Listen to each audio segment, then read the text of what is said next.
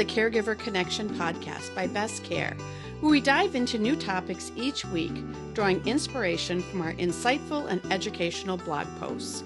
We're committed to providing valuable information that impacts both home care clients and caregivers. Without further ado, let's jump into this week's episode. What to do when a client falls, an in-home caregiver's guide. Being an in-home caregiver is one of the most rewarding careers. But as with any job, it's not without its demands and stressors. In fact, one of the most common concerns that family caregivers and PCAs have is what to do when a client falls. At Best Care, we specialize in helping those in need of home care services find the best PCAs and in-home caregivers to help them perform their daily tasks and live independently in the comfort of their own homes.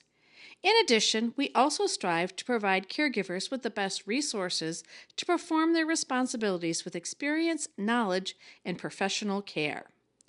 We would like to provide some tips on how to handle a common emergency, especially while providing home care for seniors.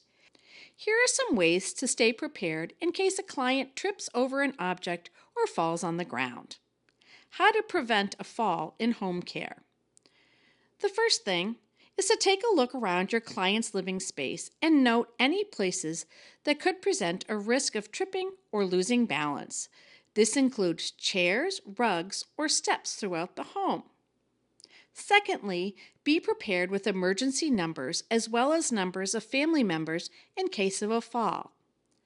Lastly, if you are with your client when he or she falls, use your body to break the fall while keeping your feet wide apart and knees bent. Try to protect his or her head from hitting the ground. How to care for a client after a fall.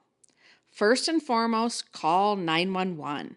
Even if the client seems okay, they can help walk you through what to do next. Check the client's blood pressure, breathing, and heart rate. Check for injuries, including scrapes, bruises, and broken bones. Speak to the client, asking how they feel. Take note if he or she seems confused or dizzy. Do not raise his or her head or neck.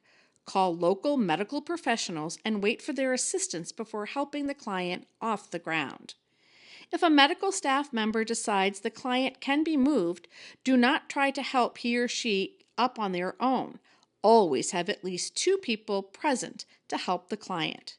And lastly, continue to monitor the client closely. If you find this podcast helpful, share this with a friend, leave a review, and don't forget to subscribe. Contact us today for expert guidance and support. Visit bestcaremn.com. Thanks for listening to the Caregiver Connection.